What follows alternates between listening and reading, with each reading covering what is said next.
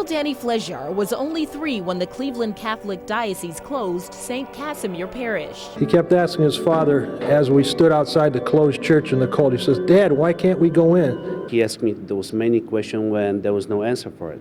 Because, as a Catholic, I cannot tell him, bad things. Little Danny didn't understand why parishioners had to stand out in the cold to pray. Now he's almost 7, and he's playing a major role in this year's Christmas service. Today, Danny's going to be the altar boy here, and he's going to be inside the church. So it was a tough situation, but we didn't give up the hope.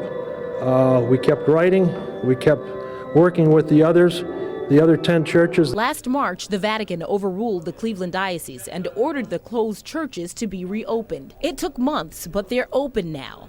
For that, the church is thankful. It's amazing. I can find the words to tell you how I'm feeling and how other people feels like to be here. Today, parishioners are back inside where their mothers and fathers worshiped many Christmases ago. This is the celebration of the birth of Christ and the rebirth of all our churches. And it's just a wonderful feeling to be able to walk into this church again from 4 years ago when it was closed, and to be able to worship here again, where my family, my mother was a member of this church, and I'm a third-generation person at this church. On your side, Shay Harris, News Channel 5.